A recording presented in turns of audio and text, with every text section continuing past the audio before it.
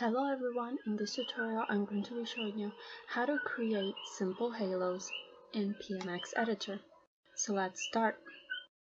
First go to edit, then select simple primitive add. Now go to the terrace and in number of divisions I'm going to increase this to 12 and this one to 20. Then select adding. You'll get this torus. Now in the vertex masking material window, make sure the torus is selected. Select the torus and move it to be on top of the character's head. Make sure that when you're selecting the torus, there's nothing else selected, only the torus. Then we're going to rotate this and rotate until you have it somewhere where you want it to be. Then we're gonna scale it. We can use this little square to scale it completely.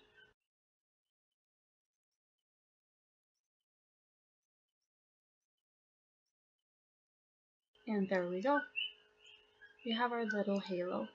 You can go to materials and look for the torus and just change the color, adjust it to the color you want, and do whatever you want. You can mess with the edge line, you can add some reflection, which is pretty much like light reflection.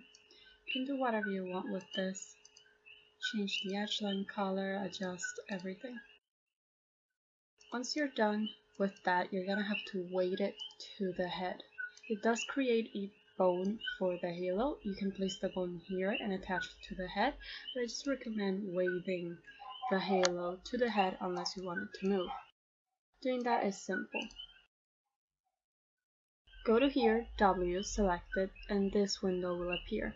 Click Start. Then select the head. While pressing Shift, select the head bone, and now you can zoom out and just right click, press, leave it pressed, and drag to color the halo. What this will do is that it will weight this to the head bone. So now when you move the head, the halo also moves along with the head. And that's it. Thank you for watching. Please subscribe if you want to get notified for more tutorials. Bye bye.